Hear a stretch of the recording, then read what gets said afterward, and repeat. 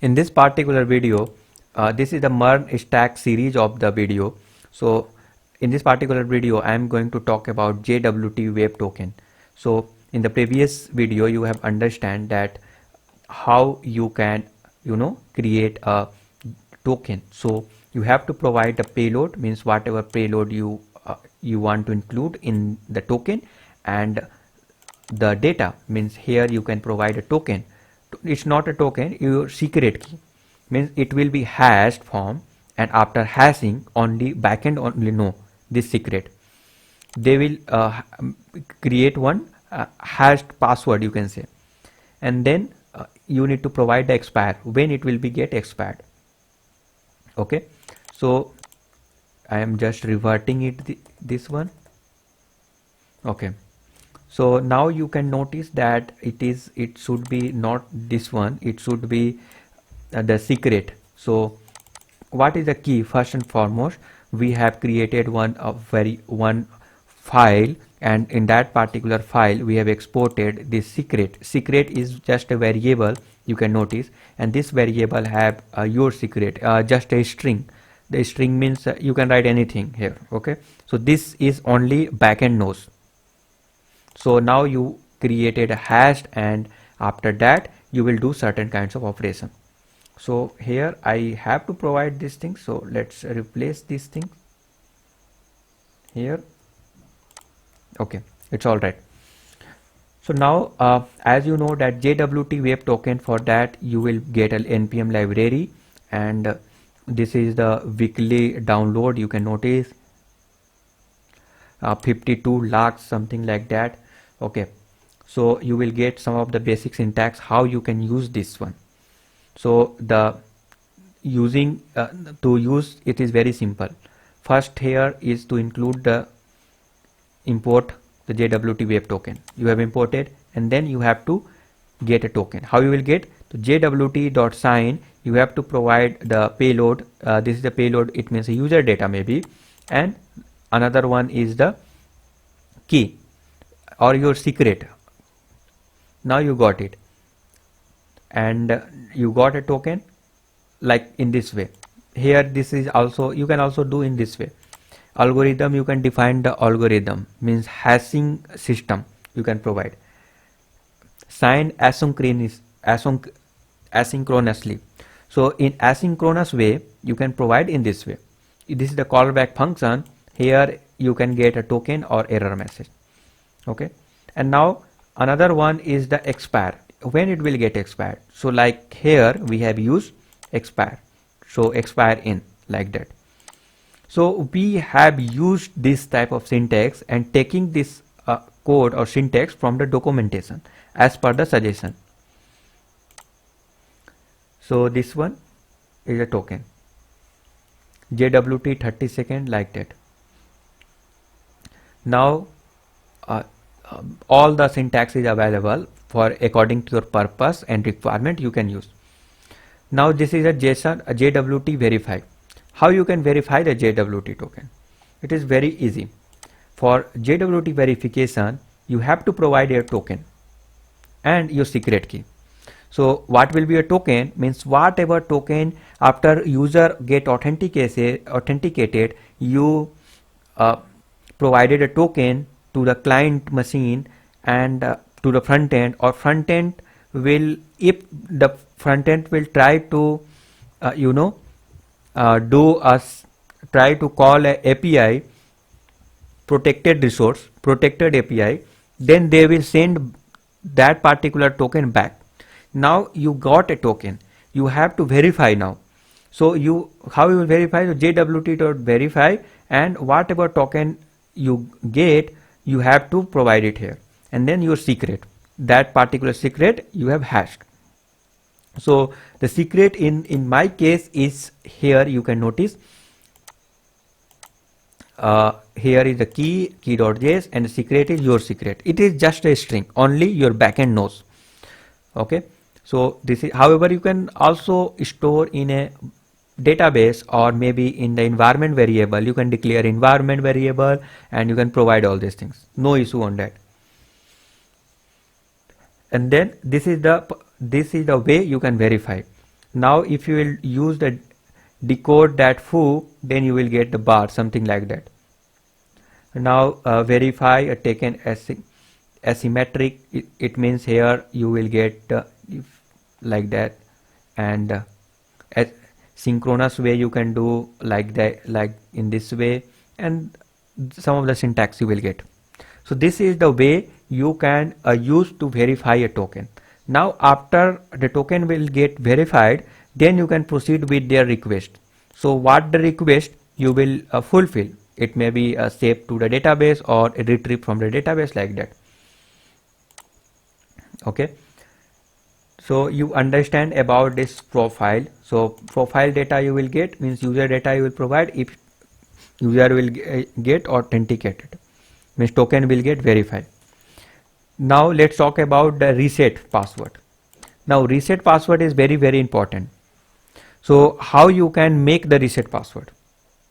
So it means you need to send a mail to the customer or to the user, and user will click the mail included a link, and if user will click that particular link, then one page will be open where they will provide the password and confirmation password, and in this way they can reset the password. So you need to send a mail. Okay, so let's talk about these things. So this is the user list, how you can get a user list. So it is just a simple query you have run, that user.find, and you use the find, and since you are doing user and find, you are not providing any specific filter, so all the user will be come here and you can provide it to the user. Okay, so it means that the API endpoint will be one, again I am rewinding, API endpoint will be API/user, and you have extended to the users, and users another file, the file is this one, and if someone will try to navigate API/users and then /user list, then this particular code will get executed. So it will, what this will do, this will find the user detail from the database, from the MongoDB database, and they can provide. Okay, so what they will provide, they will provide the success message which is true, and message which is listed, and user list, any message, user list, the user, like this you can pass the data. So in the next coming video I will talk about this, how to reset the password in the MongoDB, how you can create use the node mailer and some of the library to use this one. So now let's proceed. So this is for the update. So update is also very simple. So for the update you have used the put method, and again the how you will do, it means one callback function you have used, and one is the request and the response, as always you are doing. So user.find by ID, and you have provided ID, it means request body, and then -ID, it means you can filter the user with the ID, and as you know that ID is unique, it's very unique, so only one user you will get it. Now another callback function is there, this will provide you the user data. So here, since you want to update user detail, it means you have to provide the password, the previous password. It means in the front end you can notice that if someone will click here, then if they will try to update their name or email, then in that case current password is required. So you have to provide the current password, otherwise you just need to click here and want to change the password. So if they want to change the password, again the current password is required. That's why you have to verify the current password. Okay, so how you will do, so you can bcrypt is a library, it will encrypted in the encrypted form, and request body and current password and the user password which is saved in the database, which is in the hashed form.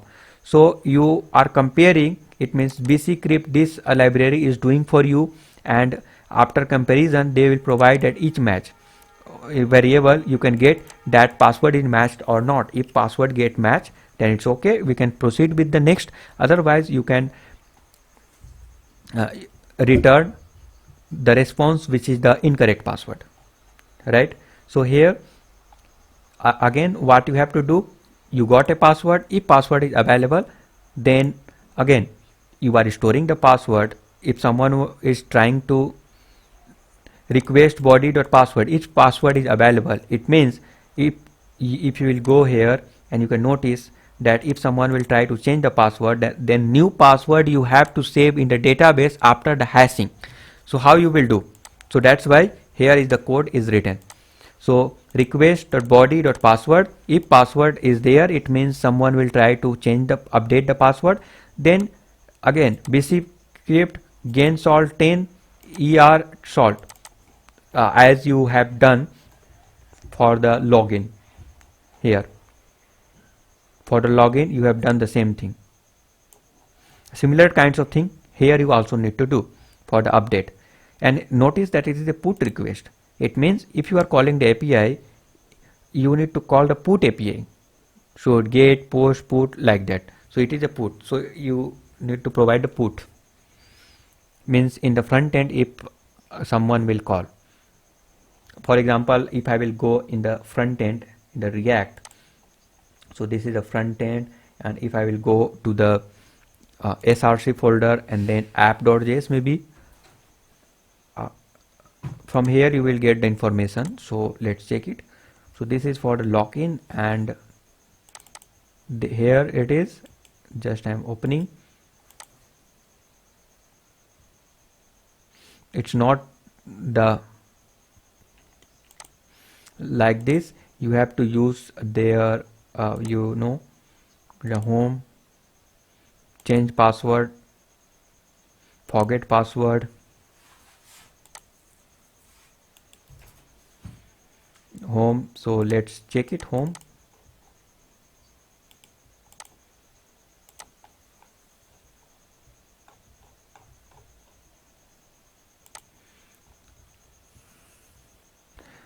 okay. So I hope that you are understanding the thing, that what is going on.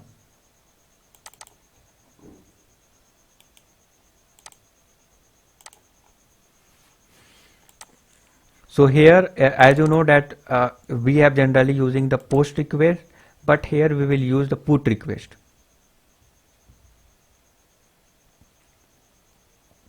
Okay, maybe in the home another you can notice that another library another component is called, which is the user model. If you go in the user model, then you will notice. So here you can notice that Axios put request you know, put event they are calling put method. So in this case you need to provide the put method, because in the backend also, since the purpose of this API call is to update certain data, that's why you have providing here the put method. So now you got it. Now this is a users.js, and to the put method you will again this is very similar, just a keyword where you are writing the post, and the purpose of this method is to, this route is to update the data, that's why it is a put. And now you got a hashed data through the salt, and bcrypt hash, and then password, whatever password you want to hash, you will get the hashed password, and this hashed password here you are providing. Here you can notice that update data, what data you want to update. So name, so name is request body.name, it means you have collected the name, and the email, collected the email, and the password is the hash password, and updated date. So now with this particular data you want to update the user table. So user.find one and update. So this is the condition. So condition is like this. It means again you want to update means which data you want to update, so you need to provide. So this is the filter, this is the condition. If ID will be matched, then this particular data, means name or email or password, will be updated with the new one. New is equal to true, and the met functions error and updated user. So ERR, it means if the error you will get, then you can throw the error that Mongo error like this, and response is something like that 409, response code MongoDB error. Otherwise, if you will not get any error but user not found, then you can say that user not found.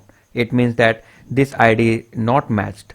Otherwise, if everything is correct, then you can provide the response that user updated data, updated user. It means user got updated, like this, user data successfully updated. Else, this else method, it means that if this is matched, not if the password is available, it means if someone will want to update the password as well. If they don't want to update the password, they only want to update their some of the detail like email ID or name, something like that, then in this particular case you just need to check the password, previous password, and the condition, and you are updating the data. So you can check or you cannot be checked, it's up to you. See, also you no need to provide there the password. One important thing here I want to suggest here, this password however I created, because you know, this is just a demo, but in the real application basically you no need to provide the current password, because you already user is logged in and the token is available in the backend, in maybe in the, you know, local storage. So since token is already user get, then for every request that token will be get to the backend, and backend will verify if user is already authenticated through the token, because you know the application have a token based authentication system. So why it is required actually the current password? It's not required, but just for the your understanding I have created. If in certain case you want to do like in this type of verification or in this type of matching, that if user is available then you can do in this way, and if the password got verified then you can do this kind of thing. For that this is written. However, in the real world application, not required to verify the password, not required to verify with the password, because user already verified with the login, and now they will all the protected resource they can access through the token. Okay, so the condition, data for update, and a error, and then updated user, and then here this is the user successfully updated, like that you can define. Means other detail like name, email, updated date. You can notice here that password is not available because you are not updating the user password, you are updating only name or email. It means this one, name or email only. Okay, so I hope that you understand how you can you know, update the user detail. Or here it is the update password. Update password is again is the same, or you know, is a very same, but in the next coming video I will talk about the reset password and how to update a password. So thank you for watching. If you will face any problem, please let us know through the comment, or you can connect to the WhatsApp.